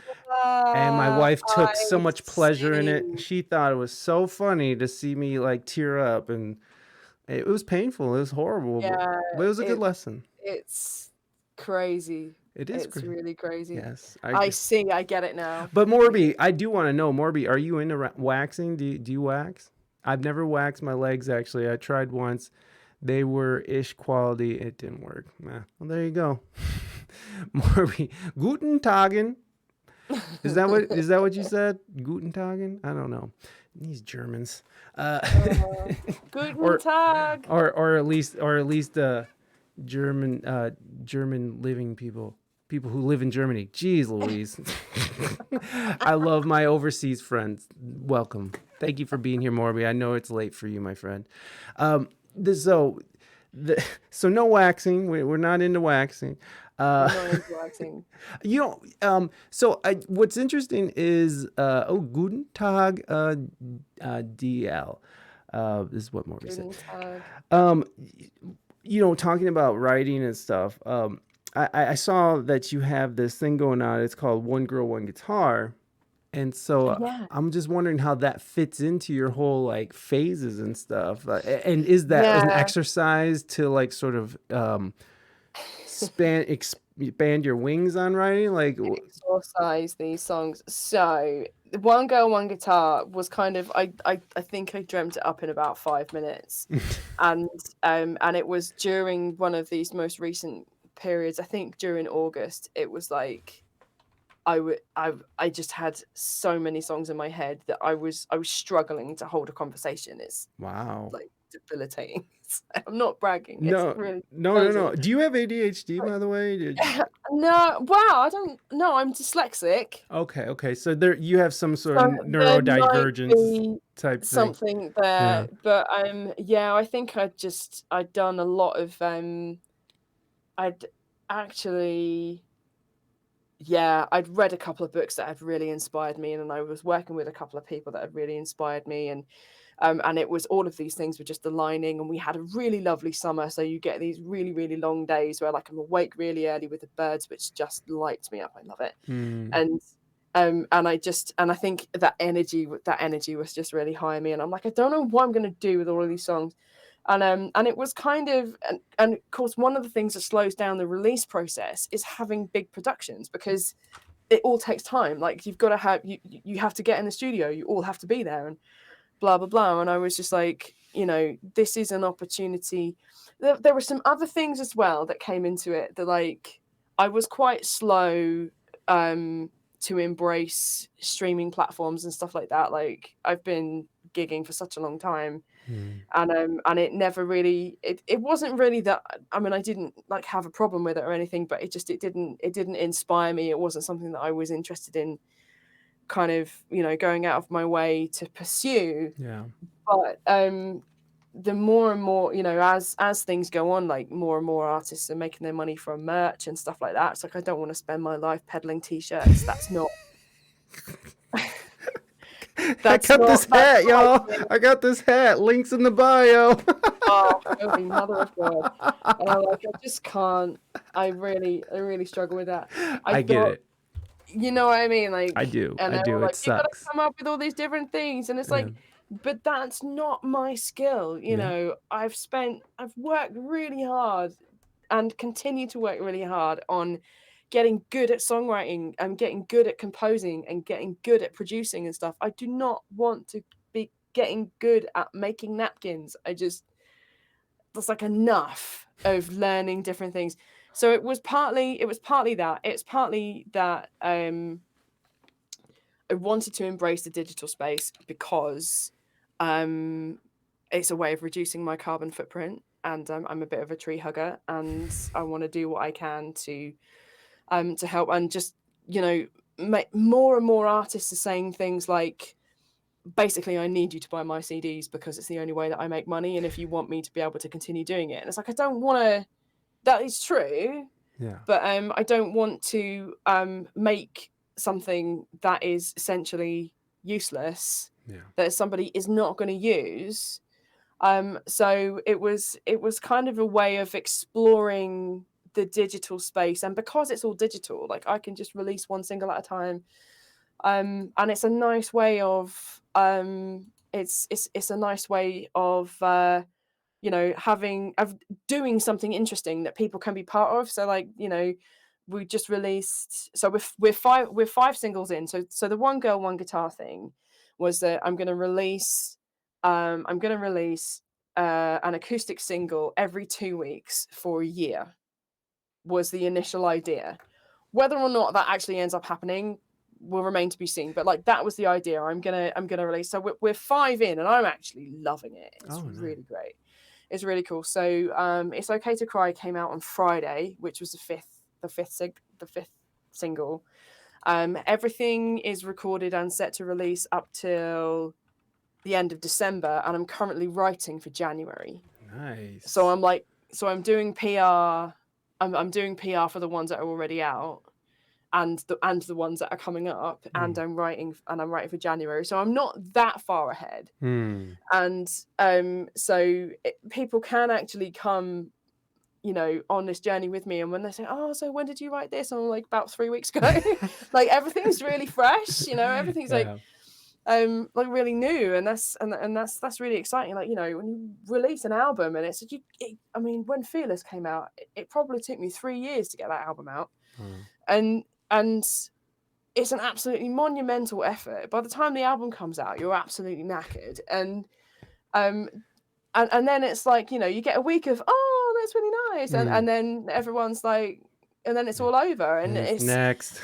yeah, and it's really hard to like keep the momentum going. The last thing you want to do is more recording, so it's a really nice way of really bringing it back to the song as well. So like it's really making me think about my guitar parts, because it just got, you know, I've got all of this fancy equipment, like you just come up with a nice chord progression, and that's as hard as you need to work. And you know, within a couple of buttons I've got orchestras and you know, all kinds of stuff, and it's really bringing it back to the craft, which I think is something that, you know, all of like this kind of like outpouring of song ideas and stuff, I feel like that's an honorable response to that rather than just like next and just whacking them all and, you know, whacking them all out, but like to really think about so yeah, it was that's kind of where it came from. And I think all of the songs are all really different, and it's one of the things that's always been a constant. Like I say, I've done so many different things as a musician, because you have to survive. And you know, and the thing is, I love all kinds of different types of music as well, and there's that can be quite hard, you know, if you're like, I'm a folk singer and that's it. That's actually like the little boy who wakes up when he's 4 and decides he wants to be a fireman and there's no plan B. It's like you don't have any anxiety about whether or not you've made the right decision. It's, you know, so doing lots and lots of different stuff when, you know, when I've been in funk bands and I've been in disco bands and I've done top lining for a dance label in Amsterdam and, you know, all of this different stuff. But one of the things that's been a constant is that I have always written songs with my guitar ever since before I could even really play guitar. It was like one of the first things I did was make stuff up. And it's a kind of back to my roots, bringing it back to the song, bringing it back to why I started doing this in the first place, really embracing the creative process and honoring that, whilst also doing something in I hesitate to use the word modern because I don't feel qualified to say what that is, but like, you know, in a way that reflects how people are consuming music at the moment. I think that actually is a great way to lead into this next question that Ziggy's asking, is like, so do you prefer the single releases as opposed to like an album or an EP? I From, like from all of them. I like all of it. How about put some parameters on it from a personal preference and from a marketing perspective? I think it's a really nice way, like the single releases. We never had the opportunity to do this before digital platforms existed. And it was, you know, to put out a single was almost as expensive to put out an album. So it was almost like a waste of time, really, or waste of resources to do that. It's like, if you're going to do something, it needs to be something meaty. And you know, I love an EP, and I really love an album. But what is really nice about this single thing is that you're getting a little bit of almost instant gratification kind of hit with it. And a lot of musos, you know, we're instant gratification kind of people. And a lot of the time that doesn't get satisfied, because you have to just, you know, wait until, you know, you book a really amazing gig and you have to wait 18 months until it comes round, you know. It's so there are definitely benefits of both. I do love an album project. I haven't done that many EPs, to be honest. But I do love an album project, because to me that's a meaty piece of work. That's that's something that you can really get stuck into. My albums tend to have been they're all really different. All of my albums are really different, and each one of them has like a different kind of feel. And I think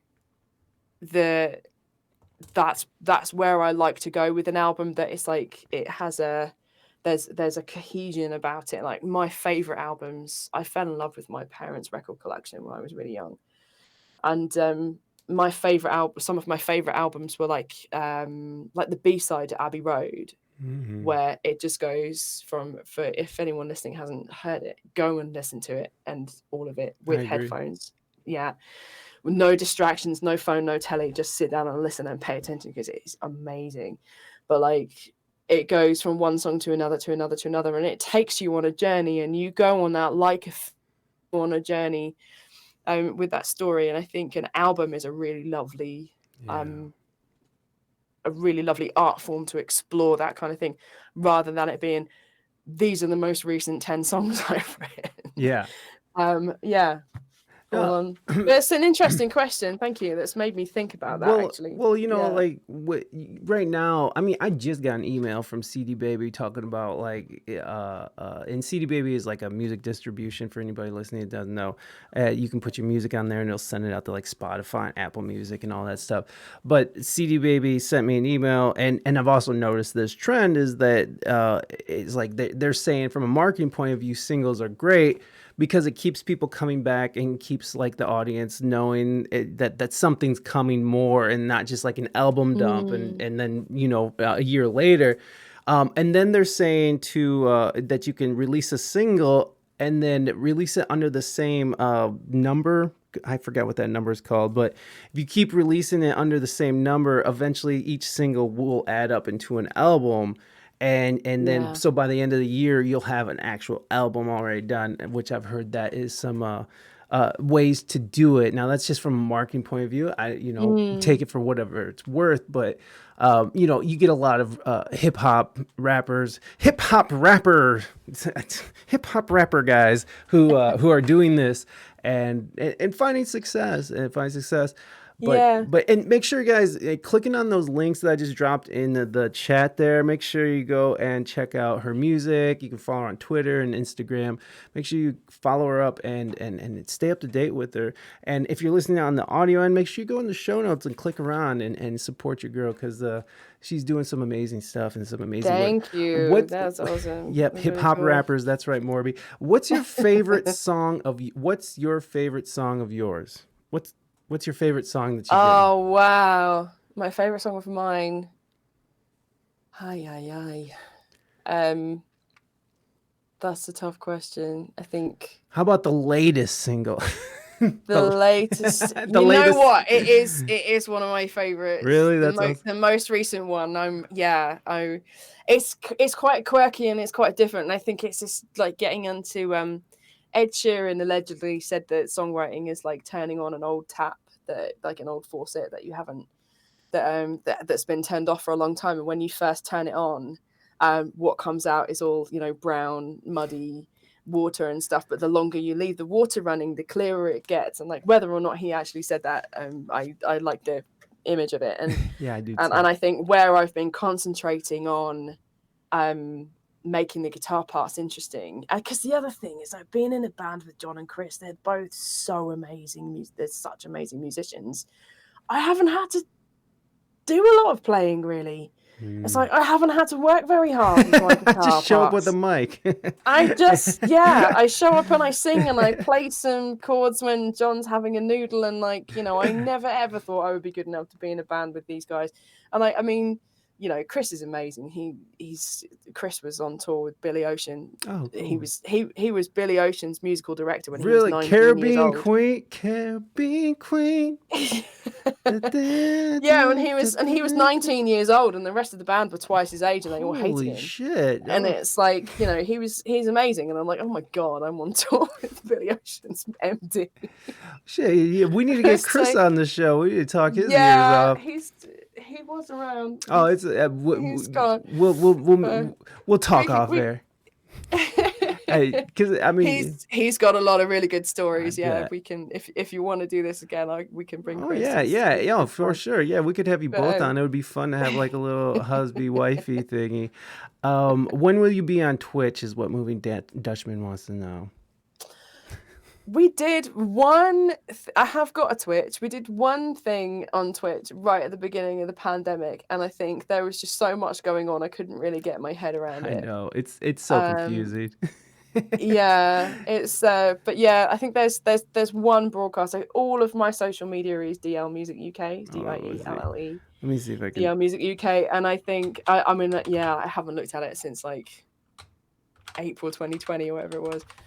But we did a live broadcast. We somehow worked out that we could broadcast from here to our local radio station, and we did a live broadcast through the local radio station, and that was on Twitch. We streamed Oh, the studio on Twitch, that's like dope. what we did here.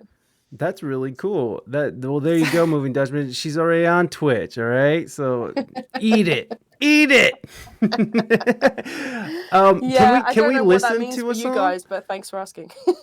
Can we listen second follow or oh no, okay, watch out. Hold on, I'm about to. So I just put a shout out for you. So now we're gonna just go and run up some follows here. Oh yeah, now I'm fourth. Oh, you're third. Okay, everybody's on. Oh, and Gail's on. Cool. Is it cool if we play one of your songs? Would that be okay? Yeah. I mean, I know I asked you to perform, but I know that the music or it's trash trying to come through here. So no worries, Ziggy. No worries. I know you're a worker. You're a worker. Let me pull. So I pull. Where is it? I thought I had your song whip. Okay, there we go. I got a song whip. We're going to Spotify here. Okay, so your latest single was what now? It's Okay to Cry. It's which okay. is the Okay. the most recent one. Should we listen to that? Yeah, go for it.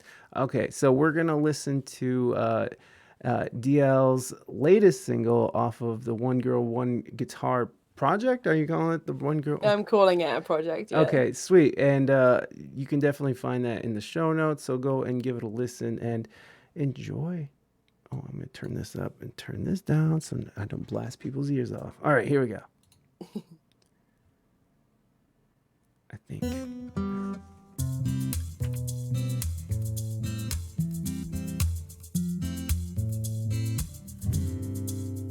It's okay to cry if it hurts. So kick off your shoes and untuck your shirt. It's okay to cry if you're sad. Maybe another day it won't feel so bad. You don't have to try to be brave. So many stories end that way. You don't have to try to be strong. I still love you when you're wrong. Oh, it's okay to cry. Oh, it's okay to cry. I love you just as you are. Unique, imperfect, bizarre. Oh, it's okay to cry. It's okay to cry if you're low. You have to go there to help us grow. It's okay to cry if you're scared. We all have days on a wing and a prayer. You don't have to fix everything. If you don't come first, you can still get a win. You don't need to catch the North Star, 'cause you are treasure as you are. Oh, it's okay to cry. Oh, it's okay to cry. I love you just as you are. Unique, imperfect, bizarre. Oh, it's okay to cry. It's okay to cry. It's okay to cry. It's okay to cry. Do, do, do, do, do.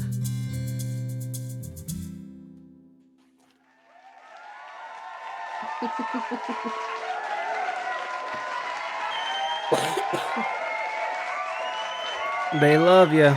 They love you. Thank you, guys. It was really weird because I couldn't actually hear it, so Oh, I was just fun. watching all of the things bouncing across, going, I think that's good. Ah, thanks, Yeah, you they are guys. good. Those are the emotes that they have there. You know, oh, Mighty, thank you so much for those claps. I do have the alerts off though. So, the have you come to a point then where you've been having trouble? Moving Dutchman, thank you for those claps, buddy. I appreciate you. Have you had any problems with churning out any of these songs, or are most of these been pretty smooth sailing? It's been okay. It's been okay so far. I don't want to get cocky, but I think, yeah, because the other thing is, like, you know, when you're writing songs so fast and everything's coming out, obviously not everything is brilliant, but often you don't know that till you've got a little bit of distance from it. So when I started it, I had like, you know, all of these songs, and they're like, actually, you know, that's okay. That song's okay, but I don't just want to turn out, you know, 26 okay songs. Yeah, So it's just okay. I was, yeah, so I was some of the ones that I'd kind of originally planned on recording for this project have gone back on the rewrite pile. And I had a couple in the bag, so I think I can't even remember what was first, but there were a couple that I've done solo versions of songs that I previously done for an album or whatever. So there were a few, like She's the Moon and Time Will Heal, that are just solo versions of my previous songs. So that bought me a little bit of time to get everything else. And like not that I want to be too nerdy about like release strategy and stuff, but you have to be X amount of time in front for everything to be released in the best possible way for the algorithm. So for stuff like Spotify, it's not all about Spotify, but it's one of the platforms where you can actually measure results and stuff. That you have to you can just press the button and say, I want this to be out tomorrow, but it's clunky, it doesn't really work. So for there to be enough time for everything to go live on every platform all on the same day, you need to be a good few weeks in advance. So I think I need to work about 6 weeks out. So I need to have the next things. And I was really excited about the music press really, you know, really liked it. And so in the beginning, there were, you know, when I first started it, there was quite a lot of excitement around it and all that kind of thing. So there was a lot of setup and a lot of like, okay, so how am I actually going to do this? And the other thing is Bandcamp. I'm really, I think Bandcamp were amazing during the pandemic, and they are one of the companies that actually really looked after the artistic community, and they still continue to do that. So if you guys don't know what, have never been to Bandcamp or don't know what Bandcamp is, it's a website where you can go and host your music, and you can follow artists there, you can listen for free, and you can also purchase if you want to, which some people do, which is great. And Bandcamp are still doing Bandcamp Friday, so every month, I think it's the first Friday of every month. It's Bandcamp Friday, and they waive their fee, and they've passed on millions of dollars that they would have taken in fees. They've passed on to artists because of COVID. So they've been really, really cool. And I was kind of working out how actually I was going to do this and dovetail it together with Bandcamp and one thing and another. And So here's the Bandcamp, guys. Like if anybody was ever interested, so it actually tells you if you're at it's bandcampfriday.com. It tells you it's you got 24 days, 9 hours. So it does look like it's the first Friday of every month.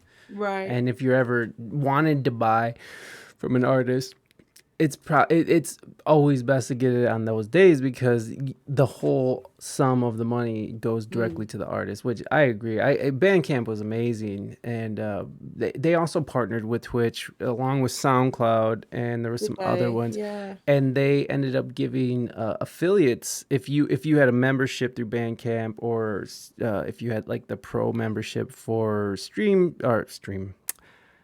SoundCloud, they gave you automatic affiliation here on Twitch, so you could automatically go into your first stream making money, getting subscriptions and stuff, which which normally you have to have like a certain amount of streamers, and you got to stream for so long in a month, and some people have a hard time getting affiliates. So during the pandemic, they were really cool about like just putting people like I benefited because I have a SoundCloud Pro account for my podcast.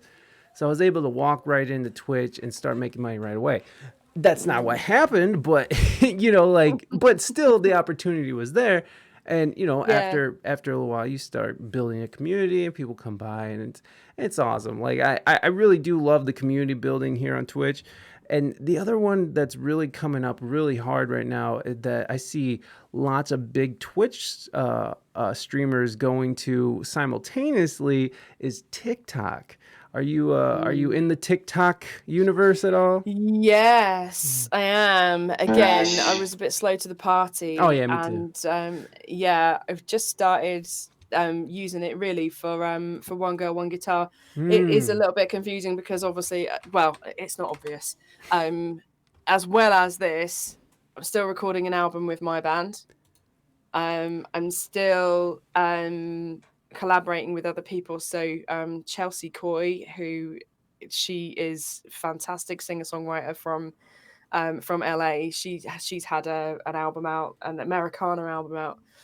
And all of those things, like it's all stories, and it's really lovely. It's a really lovely body of work.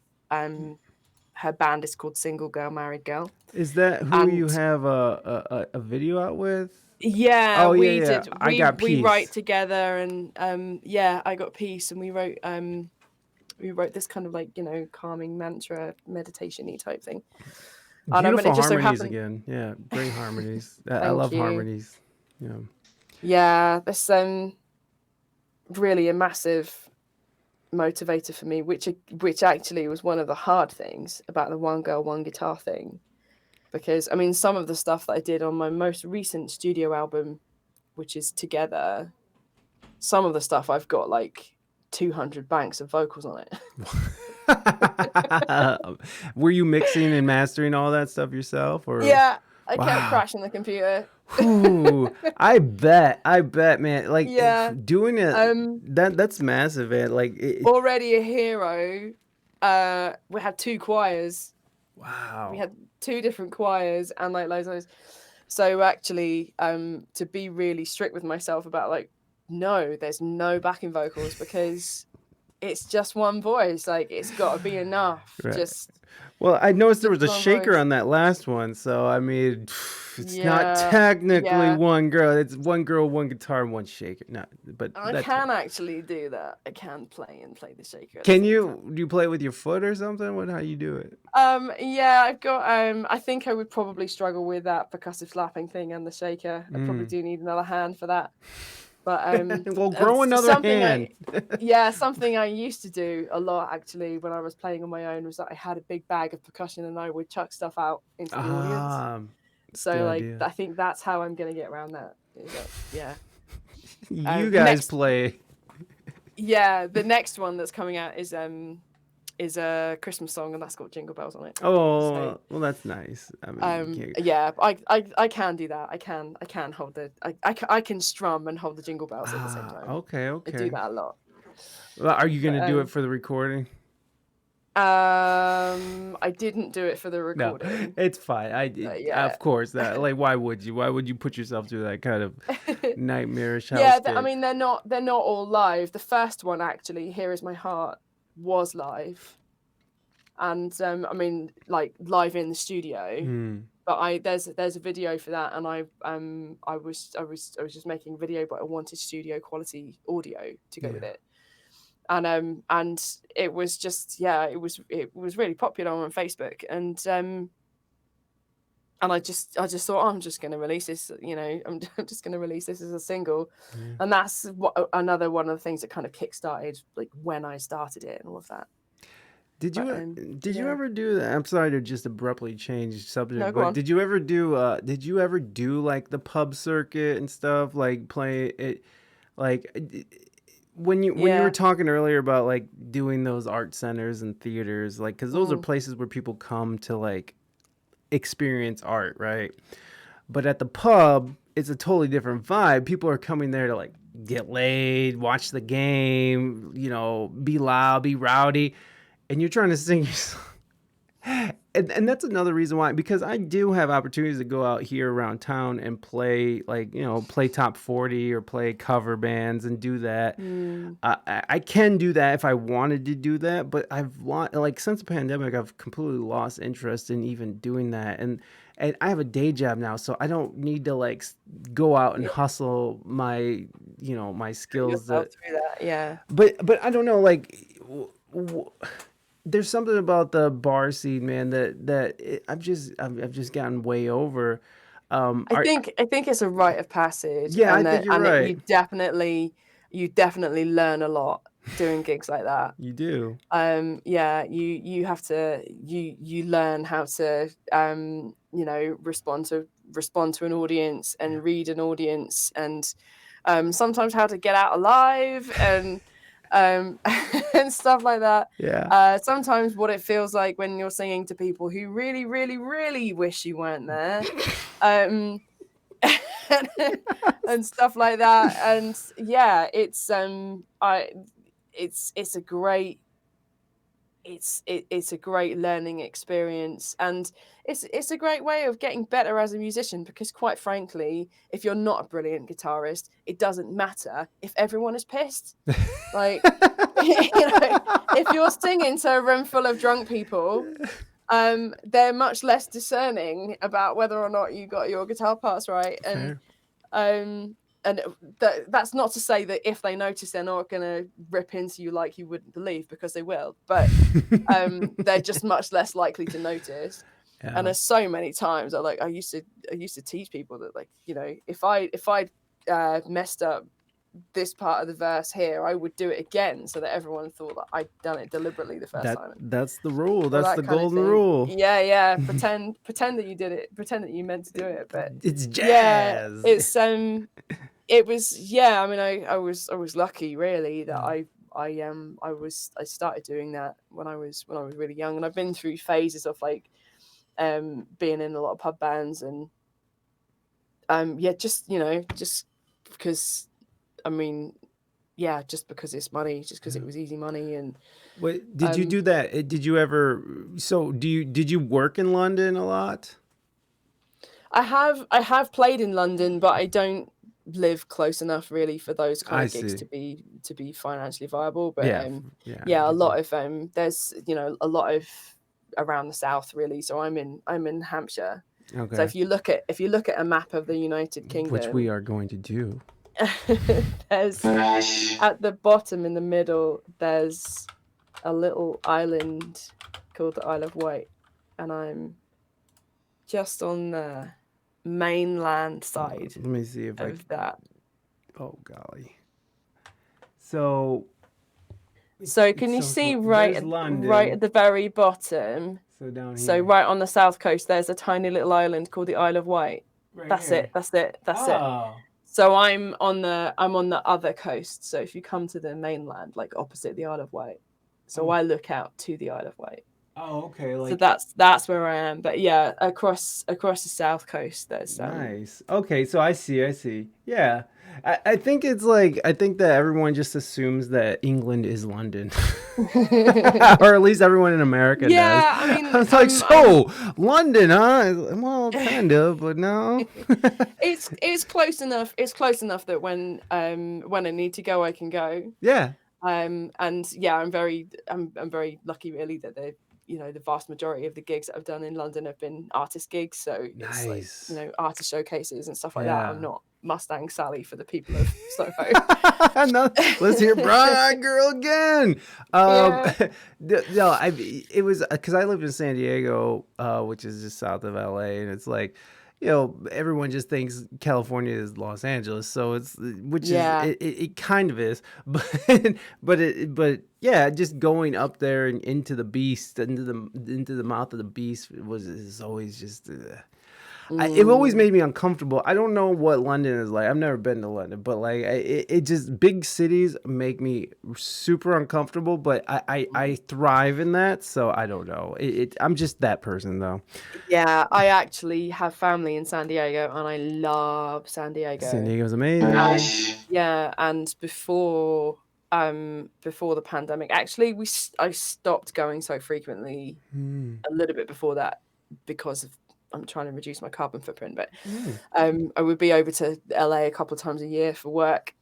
And it was just so cool because everywhere you go, everybody just thinks you're really cool. Like, Yeah.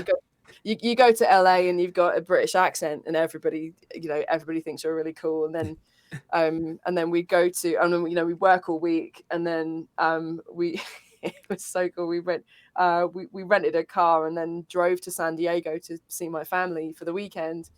And then everyone was like, "Oh my god, San Diego's so cool," and they think we're really like they all think we're really cool because we're going to San Diego for the weekend. And then all of our friends in San Diego are like, "Oh my god, you're so cool for working in LA." Everywhere you go, you're just the coolest person. And I'm like, okay. Yeah, it don't take much to be cool out west. You just got to be a little different. People are like, oh, different, because everyone else is just like these like blonde haired, blue eyed, beautiful people walking around half naked all the time. And it's like you gotta really stand out there if you want any kind of love. Yeah, But yeah, no, yeah. I absolutely love San Diego. I miss it. My wife's actually from San Diego, and Is she? yeah, so she was, but I lived in a place. I don't know if you know the neighborhoods that well, but I lived in Ocean Beach.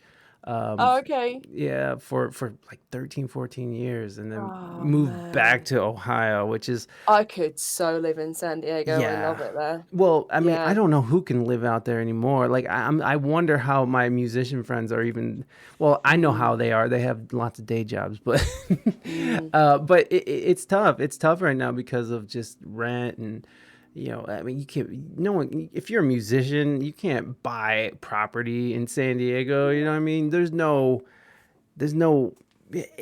I don't know how anybody is going to be able to like have any sort of generational wealth to pass on. No ownership of anything out there. mm. It's just such a weird place, and especially after the pandemic, there's just a lot of homelessness going on, and it's kind of a bummer That's what's really happening. hard. Yeah. It is. It's kind of a bummer what's going on out there in California right now. I love it dearly, but I'm actually like pretty grateful that I don't live there now. Although I was very, very upset when I had to leave. Yeah, I can imagine. Very upset. And to come back to a Yeah. place like Toledo, Ohio, which I think that Toledo and the UK probably have similar weather patterns. Is it humid in the summer for you guys? Like really sticky and humid? Um, Not as much as it is for you guys, but Yeah, yeah, yeah. a little bit. Yeah. This summer was, yeah, but Uh, that's not typical. well, then maybe I'm just full of shit. So, it, I'm just wondering, what do you have any plans on, touring again, or what? How are you feeling right now about hitting the road again? Would you do it? Would you actually, miss Yeah, it? yeah. We're booking out to next year, Oh, heck yeah! and yeah, so we've got a couple of things coming up with the band, and yeah, I'm just wondering because I never really, I say I never really planned this whole one girl one guitar thing, um, wasn't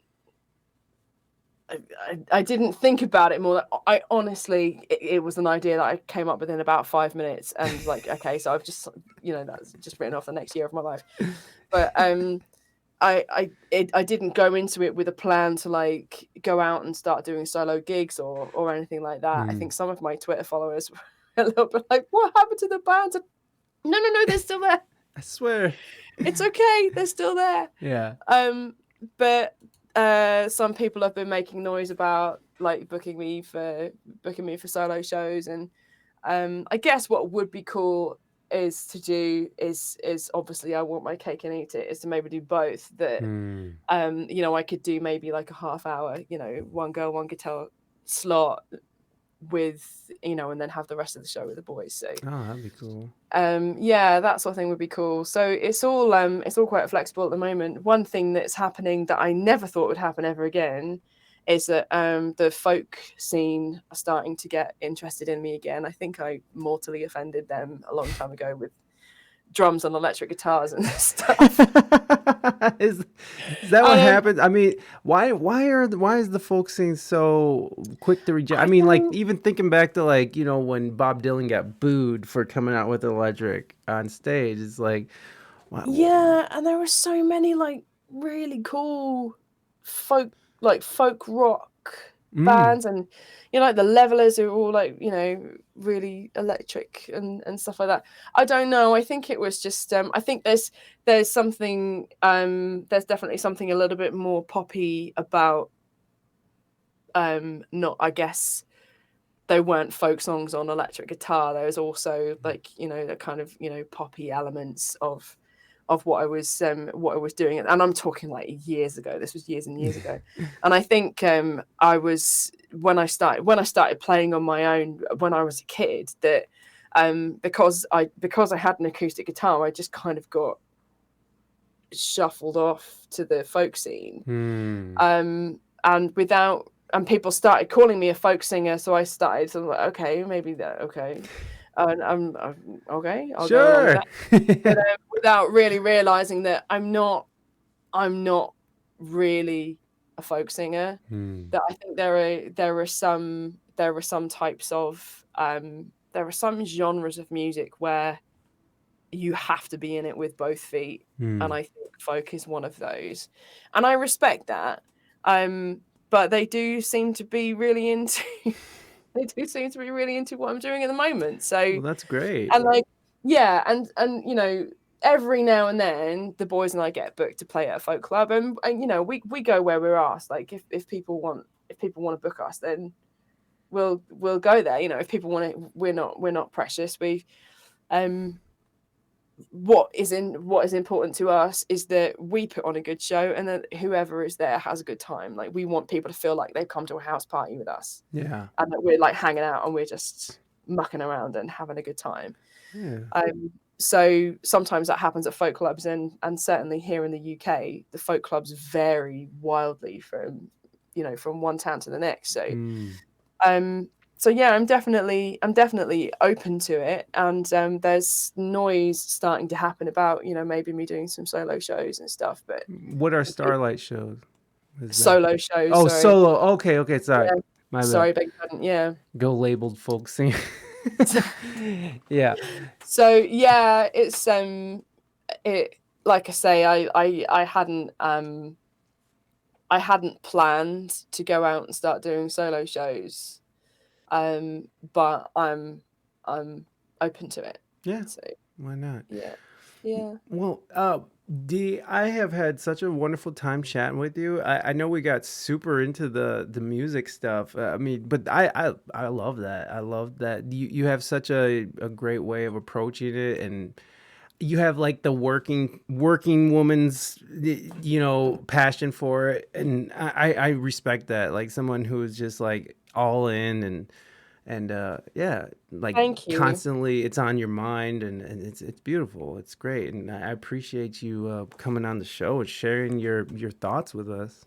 Oh, it's been so much fun. I've really enjoyed it. I'm This glad. has been my first like live Twitch thing. Oh, It's been really sweet. cool. Well, this is technically your second. Yeah, that's true. the first one where I really kind of Well, understood what's happening. I think. you and your husband are more than welcome to come back anytime, and or Oh, just we'd you love if you to. want to. I mean, it's not, you don't have to. You don't come back unless you bring Chris. I want Billy Ocean, okay? I want Billy Ocean's MD. You know what? He has got some really good stories because sorry, I know we're like wrapping up here, No, but no, it's fine. Chris is a session player, so the difference between us is that he's a session bassist and I'm an artist. So Hmm. he's like gun for hire with so yeah, he's played with Sister Sledge. He did a tour with the Spice Girls in the 90s. It's Nice. like they were the biggest band in the Yes, world they when were. he was Spice World, playing with baby. them. What's that? Um, Who's his favorite? I think I'm speaking for him now, but I think it was Sporty. Sporty. All right. He said that like she quite often would be the last one in the bar. Mighty, mighty. Thank you for that sub. Oh, she would be the last one in the bar. I love that. I was Like hoping. they'd all go to the bar after the gig, and sometimes the girls would come down, and sometimes they wouldn't. But she Yeah. would always be the last one in the bar. That's tight. I was hoping that Baby Spice would be the one who was the last one in the bar. She's just like going wild and dancing on the tables and stuff. I don't Yeah, know. maybe she did. You can ask him. Yeah. What was Baby Spice doing? I need to know. Was she reckless? Well, I'm just gonna. Well, okay, hold on. Before we go, who was your favorite Spice Girl? See, now this is the problem Uh-oh. because Uh-oh. Chris is a little bit older than me, Hmm. and I actually hated the Spice. Ah, I did too. I was like, when I this. could not stand it, Yeah. and I actually have a lot to thank them for, because there was one day when I was I was always an insomniac, and I still am really. Struggled to sleep, and I'd been awake really early, and I'd heard an interview where one of the guys compared what's the one? I tell you what I want.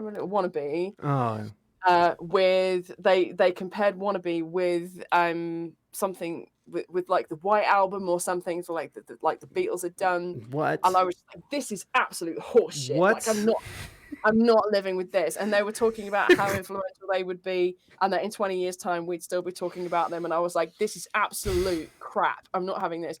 And I turned the radio off. I turned well, we have Radio 1, which is like the station for new releases and stuff.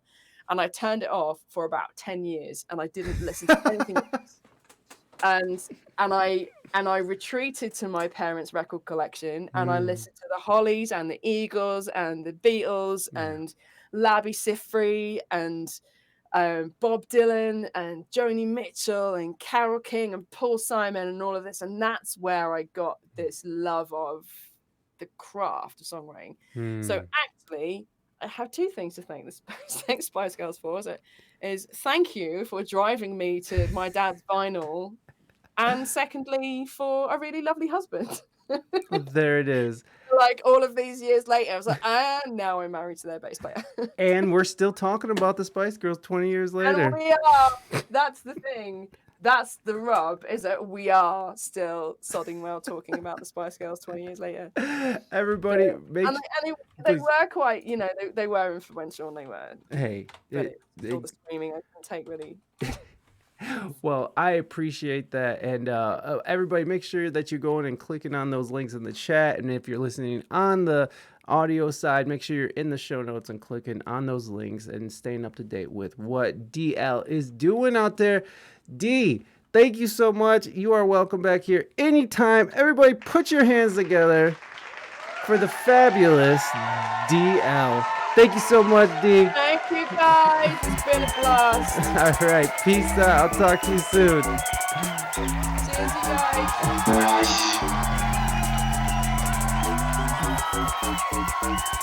All right. Mighty. Thank you for those subs. I appreciate you. Thank you for gift subbing Morby.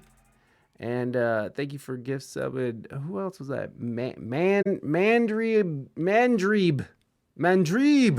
Oh, shit. Thank you very much. Appreciate y'all.